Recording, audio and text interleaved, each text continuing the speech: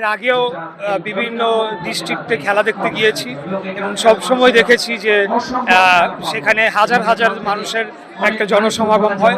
আজকেও তার ব্যতিক্রম নয়। আজকের দিনটাও শুক্রবার, তো আমার কাছে অত্যন্ত ভালো লাগছে। এই নবীনগরে আমার প্রথমবার জীবনে, আমি অনেক ডিস্ট্রিক্ট ঘুরেছি কিন্তু নবীনগরে কখনো আসা হয় নাই। তো আমি অত্যন্ত আনন্দিত এবং আমাদের খেলাধুলা বিষয়ে আপনারা দেখেছেন যে আমাদের সরকার ক্ষমতায় আসার পর, রাষ্ট্র পরিচালনার দায়িত্ব নেওয়ার পর মাননীয় প্রধানমন্ত্রী খেলাধুলাকে বিশেষ অগ্রাধিকার খাত হিসেবে পরিচালনা করে চলেছেন। ইতিমধ্যেই নতুন কুড়ি স্পোর্টস সহ বিভিন্ন ধরনের টুর্নামেন্ট চালু করা হয়েছে।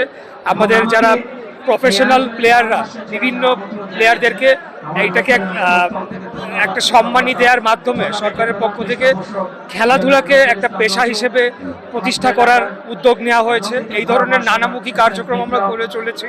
আমরা মনে করি যে ক্রীড়ার মাধ্যমে আজকে যে সামাজিক অবক্ষয় হয়েছে, মাদকের ছড়াছড়ি চারদিকে, সেগুলোর থেকে আমরা উত্তরণ ঘটাতে পারবো।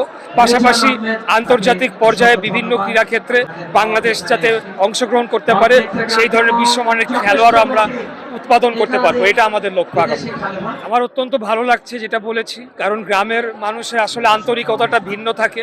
আমরা যারা শহরে থাকি অনেকটা মেকানাইজ লাইফে বসবাস করি, কিন্তু গ্রামে যখন আসি মানুষের আন্তরিকতা ভিন্ন থাকে, তাদের আতিথেয়তা বিশেষ করে অন্যরকম থাকে, যেটা আমাকে অত্যন্ত আনন্দিত করে।